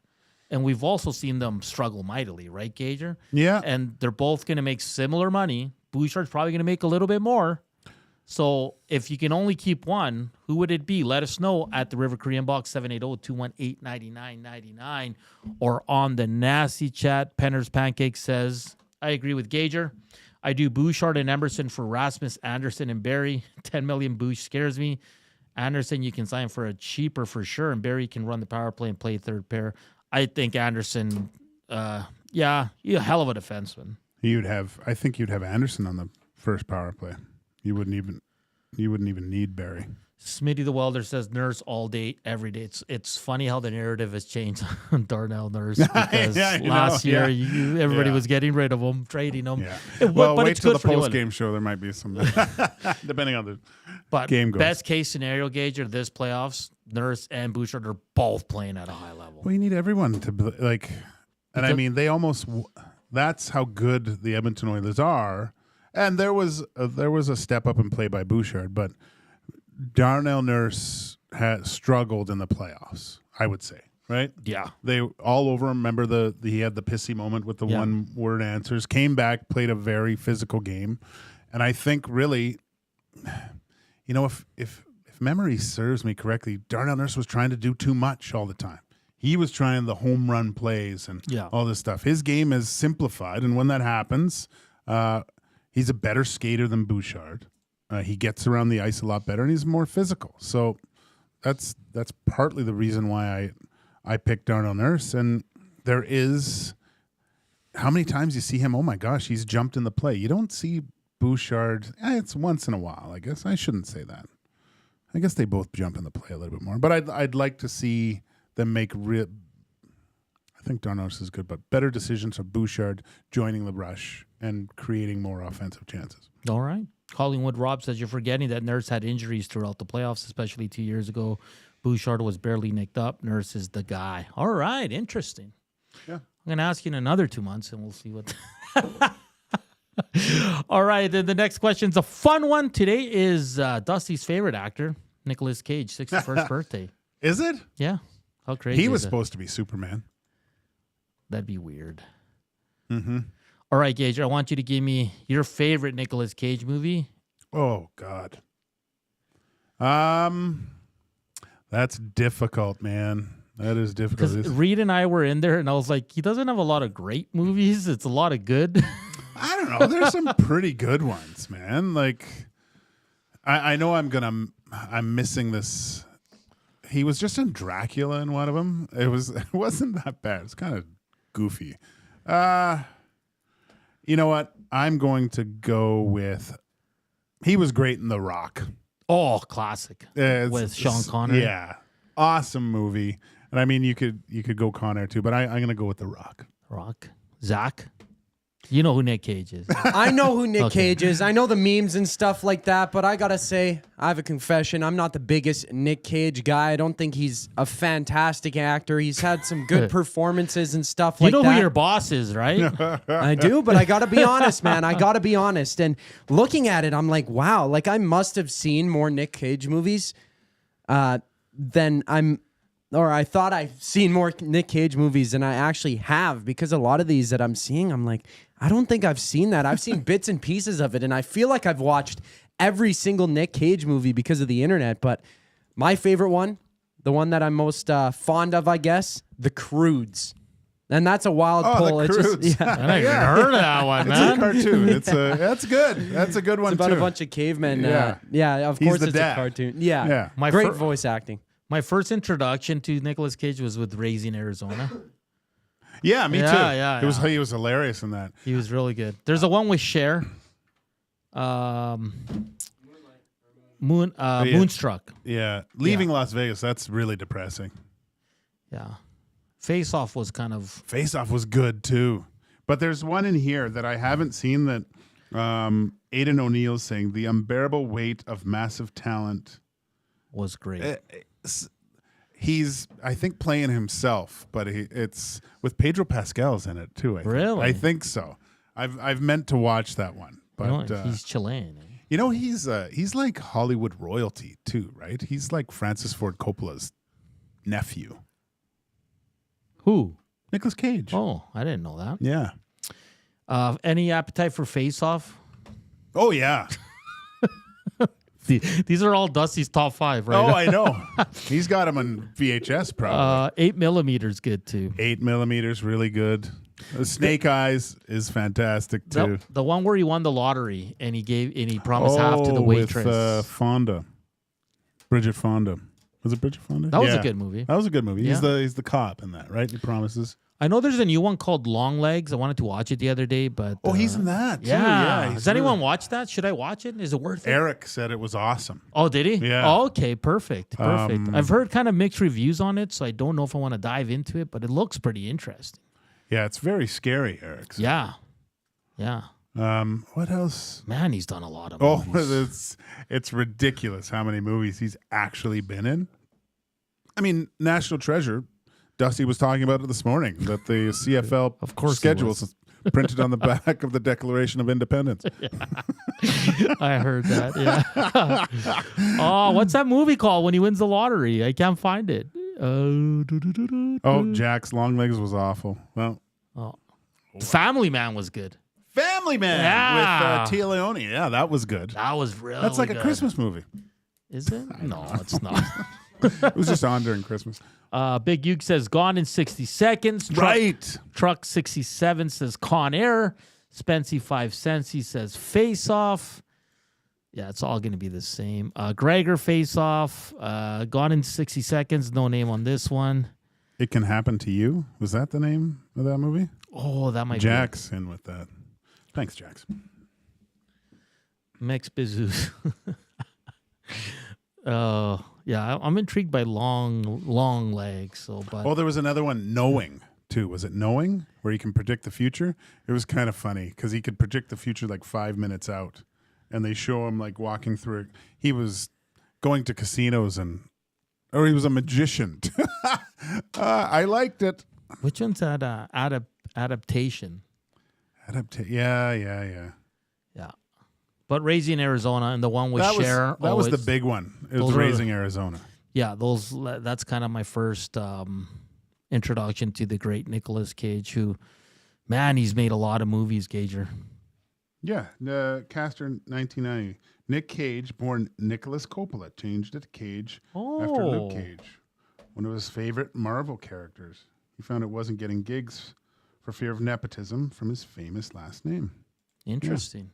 And VR says leaving Las Vegas. That's the depressing. When he grabs the big thing of the 80 of vodka and just starts chugging it, it's just like, jeez. All right, we got to get to a break. Bo Smolka, Ravens beat writer for the Press Box, is going to join us next as we're going to preview Ravens and Steelers. That goes on Saturday. Should be a fun game. We're at 75 thumbs up, 25 away from 100. So let's make sure to hammer that thumbs up if you haven't done so yet. Portions of this hour brought to you by the Canadian Brew House. The Canadian Ice House is taking your sports experience to a higher level of ultra cool. Trackman golf simulators are now open at the Ice House, an immersive and realistic golfing experience in the heart of downtown Edmonton. Visit thecanadianicehouse.com. Some NFL talk coming up next here on EST Afternoons. Joaquin Gage, it's Hernan Salas, and here's Zach Kubusch with your sports update.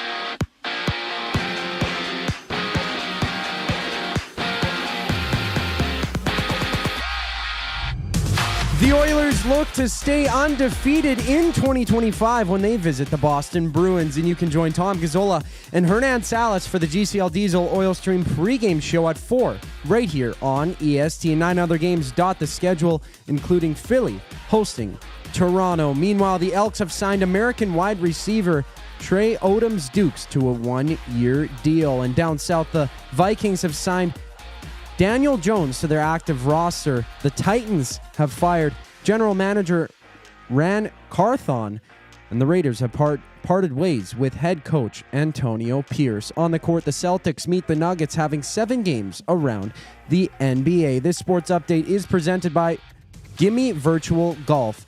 Step into a whole new golfing experience with 240 unique courses for you to play. Plus, they have a hydraulic swing plate that automatically tees the ball up for you with the innovative technology replicating real-life ball lies, moving the ball in 24 different directions. Gimme Virtual Golf, where innovation meets the game. Visit their website at gimmevirtualgolf.ca. On the other side of the break, we have Bo Smolka, Ravens beat writer for Press Box, joining EST Afternoons. I'm Zachary Kubusch, keeping you in the loop. Get all the latest news and takes on everything Oilers with Dustin Nielsen and Tom Gazzola on the Oil Stream. Live at noon, Monday, Wednesday, and Fridays. Only on EdmontonSportsTalk.com.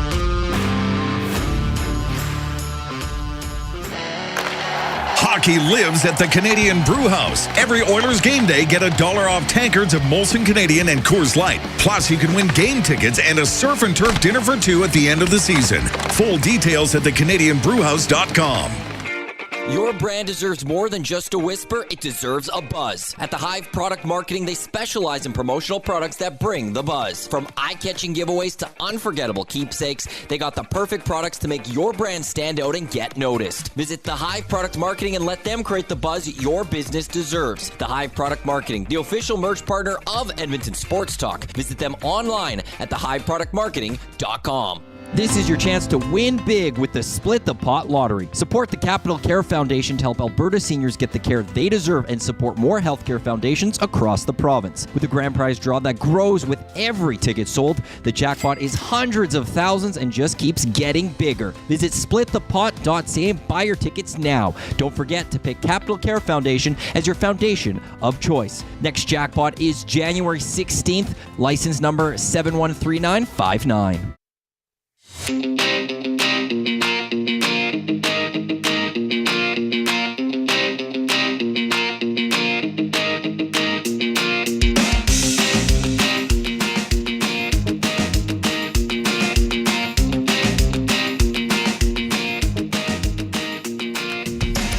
2:25. Welcome back to EST Afternoons here on Edmonton Sports Talk. Hernan Salas, Joaquin Gage, Edmonton Oilers game day as they are on the road to take on the Boston Bruins. It's game 2 of 4 on this road trip. They're looking for their 4th straight win. Can Leon Draisaitl extend his point streak to 15 games?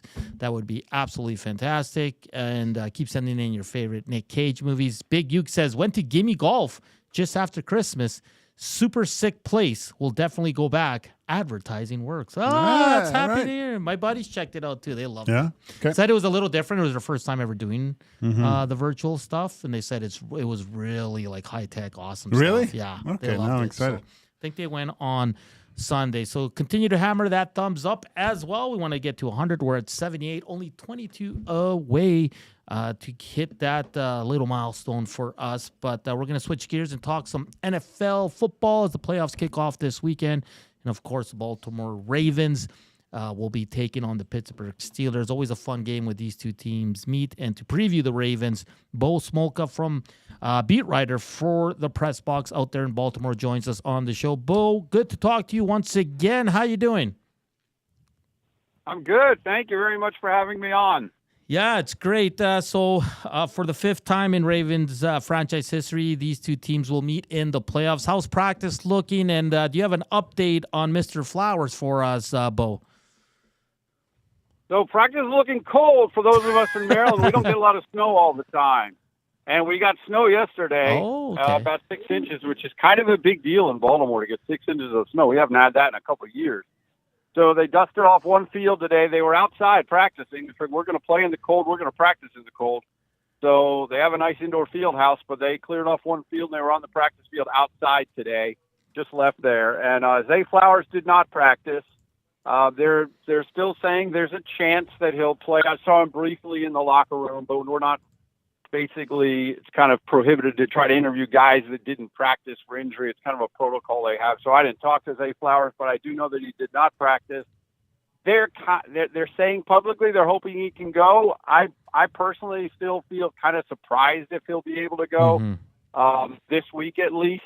John Harbaugh said yesterday it was not a season-ending injury. We'll see how it goes during the week. So we'll see. they're going to hold out hope that he can play. But the short answer is he did not practice today. Looking at Lamar Jackson, and everyone says, to be considered one of the greats, you have to win the big one. He's part of that 2018 unbelievable draft class. Is this? Do you think this is the year the Ravens can kind of push back and try to get through that character at KC called Mahomes? I mean, they hope so. They did. Jackson just today, he talked at the podium today, and he said, "Look, he's taken a lot of criticism. He's 2-4 as a playoff starter in his career, including 1-3 at home. So, for all he's done, he's got this kind of playoff record hanging over him, and he knows it, and others know it. And he said, look, those other games are in the past. It is what it is. He did say the one game that still sticks with him is that AFC Championship game lost last year to Kansas City, and that has driven him. It's burning him. But they can't get back to that till they win this one, and they know that. And I think that's what they're locked in on. It's the Steelers. These teams know each other. They hate each other. Mm-hmm. They're, it's a perfect matchup for them. It's a great rivalry. But he needs to take that step, I think, to get the kind of national validation, international validation, if you will. But he, because around Baltimore, he's beloved, and everyone that we know that around here, people love him here. But nationally, the question always is, okay, fine, that was the regular season. Can he do it in the playoffs? And he hasn't gotten there yet. He hasn't gotten to the Super Bowl, and he's got Mahomes in his way again, it would appear. The team is built to do it. Now, the Zay Flowers injury is significant. If he's not available, that is significant. But it's a team that's well built to get there, but they have to perform in the playoffs better than they have in the last few years. Bo, what kind of issues are the Steelers going to present the Baltimore Ravens? They split the season series 1-1.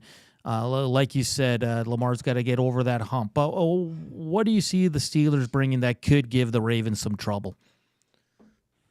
Well, it's interesting. Lamar Jackson has not historically played well against Pittsburgh. They had the secret sauce against him. Their pass rush causes problems.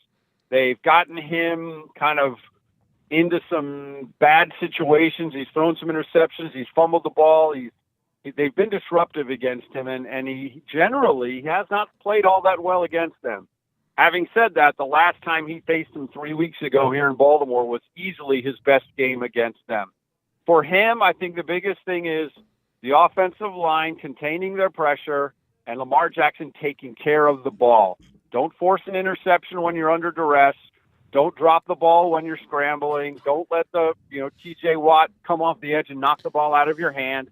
I don't know if you saw or followed the game last time, but the Ravens did have 2 early fumbles in the game against Pittsburgh last time, and Baltimore recovered both of them. Lamar Jackson had one of them, if I remember right, maybe both. But if they don't recover both of those fumbles, it could be a different game. Now, they were able to recover both of them.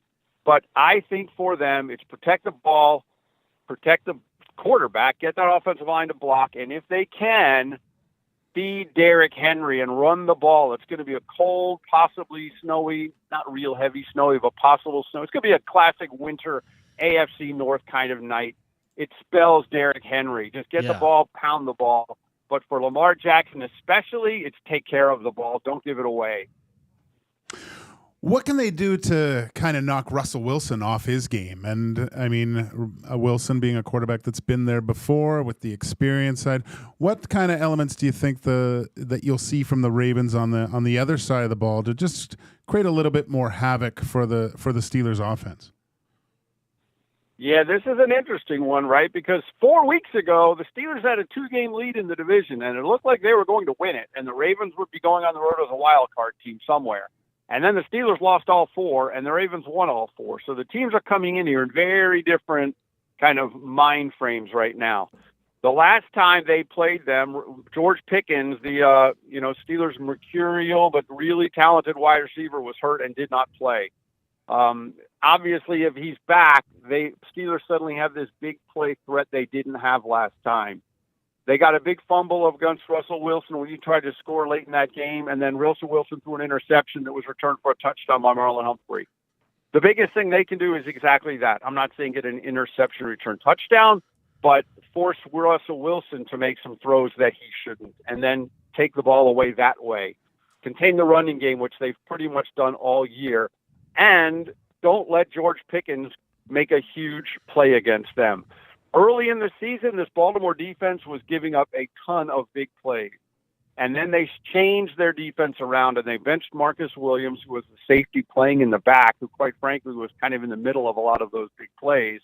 They moved Kyle Hamilton back to the deep safety spot. Everything is more settled. They're not giving up nearly as many big plays.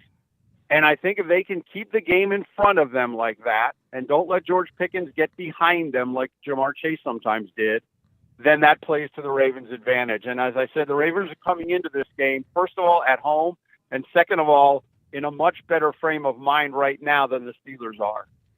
Bo Smolka, Ravens beat writer for the press box out there in Baltimore, joining us here on EST Afternoons. I mean, the Ravens' offense this year has been fantastic, in the top of a lot of the offensive categories. And I know you tweeted out earlier today that the Jaguars have requested to interview Ravens OC Todd Monken. What are you hearing there? I mean, he's probably a hot commodity right now after the offensive season the Ravens had. Well, this is what happens with the Ravens. It seems every year they have a real good season, and then key teams go after their coaches. And last year they lost 3 defensive coaches, right? Mike McDonald is now the head coach in Seattle. Anthony Weaver, their defensive line coach, was taken by Miami as a coordinator, and their defensive backs coach was taken as a defensive coordinator. And their defense was great last year. Now the offense is great this year, and here come the other teams looking for their guys. So it happens, and John Harbaugh, in the past, we didn't get to talk to him yet about this specific situation, but in the past, he said, look, it's a compliment to us that these other teams want our people. Now, this week specifically, that the other teams can't talk to Monken when they're getting ready for this game. It could be afterwards, but Todd Monken talks to the media. He'll talk to us tomorrow. This week's a little goofy. Normally, he speaks to the media on Thursdays. Since this game is a Saturday, they bumped it all back, so Monken speaks tomorrow. We will get a chance to ask him specifically about that, and I'm sure what he'll say is, it's flattering. I'm worried about this game. That's what he's going to say. But Harbaugh knows he's got good coaches, and Todd Monken's done a terrific job in 2 years with Lamar Jackson. He's got a top offense, so he should be getting attention. He should be getting interest. I think, honestly, it's a struggle for these coaches to kind of lock in on one game and kind of hear in one ear, oh, by the way, these other teams are interested in me. Chicago Bears are another team that has requested talking to Todd Monken. So it comes up this time of year. There's no way around it. It's up to the coaches to kind of lock in and ignore the noise for this week and worry about this game. John Harbaugh, as I said, will tell you it's flattering. The teams want your guys. It's better than the alternative, and your team is terrible and no one wants your guys, I guess. But right now, they'll all say they're simply focused on beating the Steelers. Bo, great stuff. Should be a fun weekend of NFL playoff football. All the best, and hopefully you're covering the team all the way to the Super Bowl as my co-host Gager is on the Ravens bandwagon. All the best. Thank you for taking the time, and enjoy the game. All right, thank you very much. Take care. That's Bo Smolka, Ravens beat writer for the press box out there in Baltimore. A little cold there, he said. It might be a snow game. That's awesome. Well, then you just pound with Henry, like he said, right? Yeah. That guy, tackling that guy must be the scariest thing in the league. Well, especially when it's cold. You know, like when I was replacing my headlight today, my fingers were cold. Can you imagine if Derrick Henry's trying to run into me while I'm doing that? That would suck. Oh, man. That guy's just a beast. But I know the betting line's huge for Baltimore here, but that doesn't mean squat when the teams take to the field. And Bo makes a good point. Like this is their 5th matchup. Pittsburgh's won 3 of them. Yeah. Right? And Lamar struggles against the Steelers. It's is it a playoff trap game? Because you don't want to look too far ahead, but the Steelers, I mean, I didn't think they were going to be in the playoffs again this year, and then they managed to get there, and they're not the most enjoyable team to watch. No, they're but not. I wonder what it's going to take. Is it the Ravens offense? Does it all depend on the Ravens offense to have a good game, or is the Ravens defense more important in a scenario like this? I think it's Lamar, like you said. Don't force it. Don't turn over the ball. Yeah. I think it's at the feet of Lamar Jackson because I think the defense, because like you said, Pittsburgh doesn't score a lot. Yeah. I'm kind of hoping the Steelers win just because my nephew's a Steelers fan. So, and my good buddy Morley Scott. Oh, yeah. Yeah. So, don't you think that just having Henry now alleviates the pressure for Lamar to have to do something with his legs? Sure, but it all depends on the play calling too, right? Yeah. Like if Pittsburgh's stuffing the run, you're going to be forced. But it's like it's a triple threat. You can pass, you can run it, and then Lamar can create magic on his own, right? So it's going to be a fascinating game. I can't wait. I love NFL. Like I'm a big CFL guy, no matter what, over the regular season. But NFL playoffs just hit different, man. They're always great. It's there's nothing like NFL in an NFL city during playoffs. Oh. Like it's crazy. It is absolutely crazy. Like I've told this before, but I was in Wheeling, West Virginia for a couple weeks during my playing career, just outside of Pittsburgh, right? And I talk about this place I went to. It's called J-Bo's. Their wings, best wings I've ever had. And the Steelers were playing on a Monday night. That place was packed and just loud. But when Steelers had the ball, it was just like being in the stadium. Like everyone was quiet. You didn't want to mess up the snap count or whatever. It was great. Like to be part of something like that was absolutely ridiculous. A lot of fun. That's on the bucket list. I love to watch the Niners, and I want to go to a college game. Oh, that'd be nice. And I don't care where I go, just somewhere, and tailgate and hang out and watch the game. So it's going to be great. We say hi to the Winnipeggers, the Hustlerites, the WSTers who have joined us on the show as well. Hammer that thumbs up. We're so close to 100. We got 20 minutes to go here. But coming up next, we'll continue the Oilers talk, the NFL talk. We'll talk some WWE and this day in sports history. That's all coming up here. Keep the messages coming on the River Cree inbox and on the Nasty Chat. It's Joaquin Gage. It's Hernan Salas. It's EST Afternoons. But first up, here's our guy, Zach, with your sports update.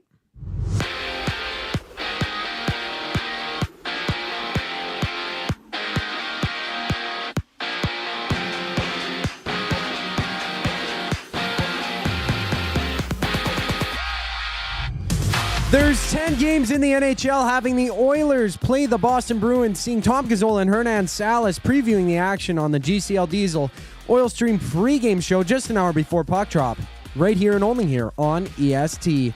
In the CFL, American wide receiver Trey Odoms-Dukes has signed a one-year deal with the Elks after spending the past 3 seasons as a Stampeder. And the American game sees Daniel Jones being signed to the Vikings active roster, head coach Antonio Pierce being let go from the Raiders, while the Titans and general manager Ran Carthon have parted ways. In the NBA, the Rockets battle the Wizards, seeing 7 games in the association. EST Afternoons wraps up on the other side of the break. I'm Zachary Kubusch, keeping you up to date.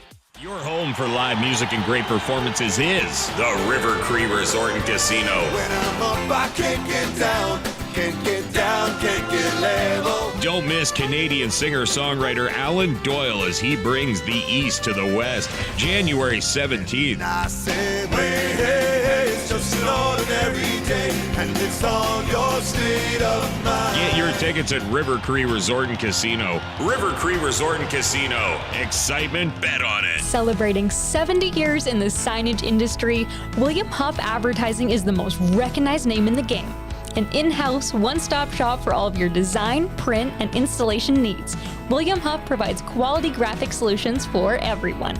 Here in our City of Champions and throughout the nation, they are the preferred signage partner entrusted by many of the biggest corporations, pro sports teams, and organizations to bring their identity to life. Recognize the name, get in the game. WilliamHuff.com. You want the heavy hitters on your team, both on and off the ice. If you've been injured in a car accident, call the heavy hitters of injury law. James H. Brown and Associates, Alberta Injury Lawyers. With over 200 years of combined injury law experience, their precedent-setting winning lawyers are ready to help. Locally owned and proud Edmonton Oilers fans, James H. Brown and Associates wants to support you with their unrivaled experience, unrivaled results, and unrivaled commitment. When accidents happen, head to jameshbrown.com. Make a fresh start in the new year with Sentinel Storage. With convenient locations near you, Sentinel Storage is here to help you make space for everything 2024 holds. Sentinel Storage. Shop Canadian, store Canadian. Try 4 weeks free. Visit sentinelstorage.ca.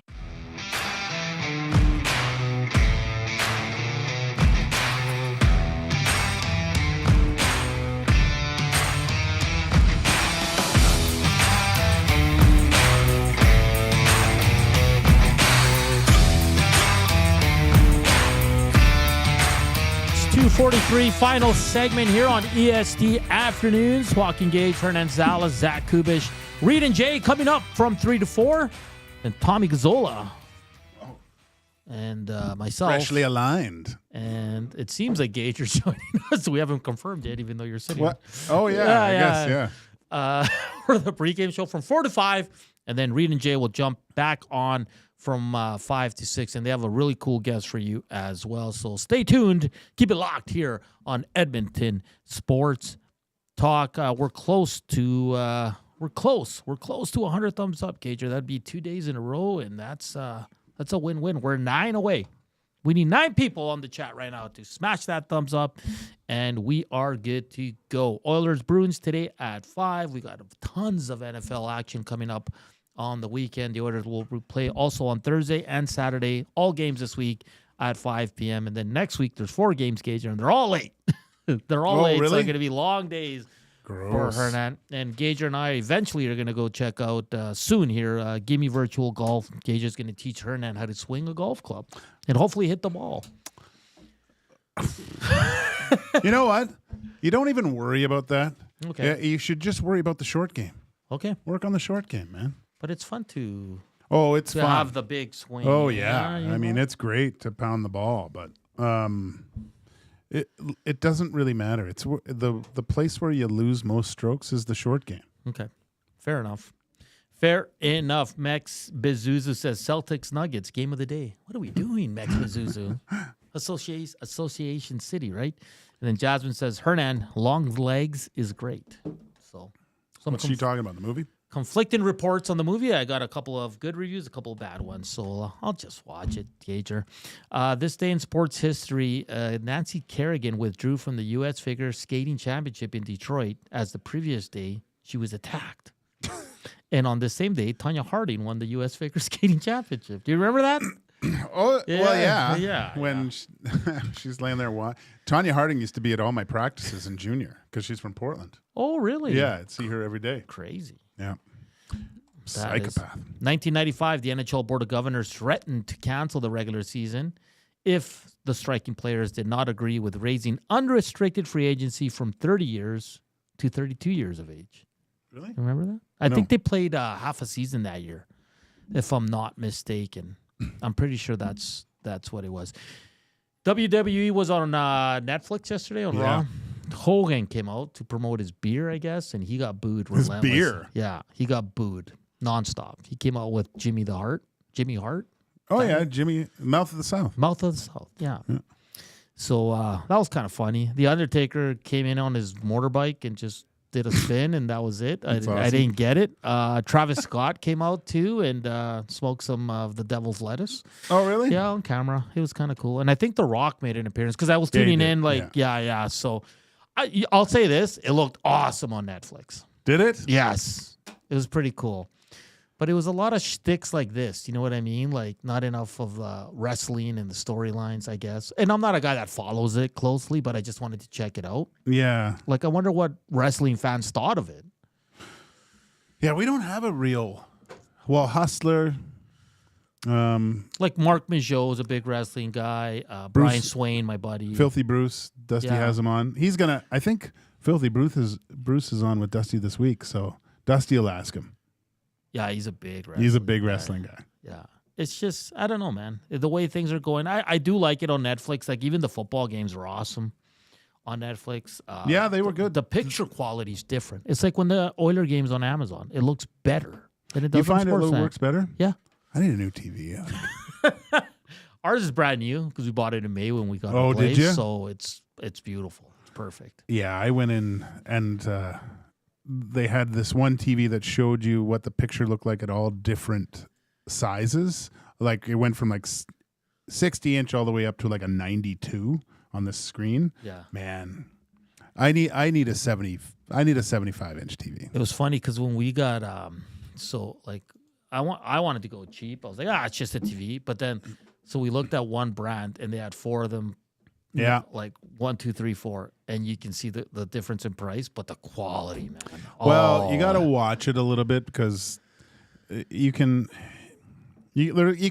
always the chance of just getting a lemon, but sometimes the way that they're displayed and how they're doing it, it's always 4K with some of them, so they're really pumping out the good stuff. So you don't really know until you get home. But I always found other TVs have come a long way, but the big 3 like Sony, Samsung, Sharp at the time were really good picture qualities. But LG, Toshiba, and Hisense or whatever. Hisense, that's what we got. Yeah, it's really good, man. Yeah, and I always say make sure you can always take it back. Yeah. And, we got warranty and everything. But we did our due diligence. Like we Googled everything, like all the specs, because we don't know, right? Yeah.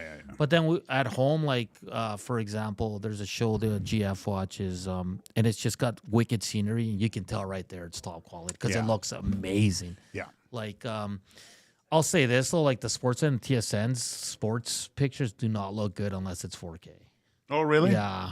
Yeah, I'm a little disappointed in that. So you got 4K at home? Yeah, but the all the apps look amazing, Gager, outstanding, and we hung it up, and it looks awesome. It's perfect. I like it. Grant says the wrestling fans thought there was not enough wrestling. See, and then Penner's Pancake says, let's be honest, Hogan got booed in the most blue city and stayed in the U.S. Oh, is that why? I was I just thought his beer sucked. Phyllis says, I'd boo Hogan too. Sorry, not sorry. Hi, Phyllis. Thank you for joining us. She's Didn't he come out and say Trump's my guy and then could barely rip open the shirt too? It's a little sad. Yeah, and he was trying to play to the crowd, like, you've been my best partner, and everybody's just booing. It was just... sometimes that's good. You swing and a miss sometimes. He was, we watched that thing. When he became a heel, that was awesome, though. That was really good. Oh, little mascara in the beard. When he was NWO. Yeah. Yeah, he was the best. That was... Oh, what a time. Absolute time it was. What else was I going to get to, Gage? I can't remember now. Oh, let's get to this. How are you guys missing Gone in 60 Seconds? We did. What the heck, boys? Car movie all day long. We did say it. We did say that. That came from Rob the Plumber. Nick Cage movie, The Rock. No name on that one. Trapped in Paradise and Wild at Heart, probably my favorites. Wild at Heart. However, Renfield is absolutely hilarious. Yeah, that's the Dracula one. That was good. Rams fan says, Iwanek really reads that Capital Care Foundation promo with a lot of exuberance. Well done, Maddie. See, he's getting some love. Getting some love. That's good. Philip says, Hogan was my favorite as a kid. Well, I think for all of us. I was... Oh, how do you not like Hulkamania? And then as you got older, the more mature wrestling with the stuff they were doing was the Attitude Era, man. That was crazy. Yeah, Calvin says Hogan cameo was a disaster. Yeah, it didn't work. And listen, I'm not going to get political because that's not my shtick, Gager, but it wasn't good. Oh. Like, Triple H is probably back there saying, yeah, we're not doing that. No more Hogan here, but Undertaker coming out was cool. I mean, if you like hip-hop, Travis Scott, sure. I don't know. Zach, are you a big wrestling guy? No. No, I played the games and stuff like that. I always knew about it. I kind of followed it. Like, I always wore the John Cena "You Can't See Me" t-shirts. So John Cena was my guy when I was a youngin'. He was there yesterday, I think. Yeah? Cena? No was way. He? No? Or what? No, maybe not. Because he's probably my favorite. I heard he's going into the Royal Rumble or something. Is Ricky Stenicki? Yeah. Rock Hard Rod. I heard someone cut a promo and they were making fun of him and calling him Ricky Stenicki. And I think he is going to the Royal Rumble. It's a great show. Just a fantastic show. Sorry, Zach. Continue. Because you're a combat sports guy. Yeah. But Yeah, I like to watch the combat sports element of it.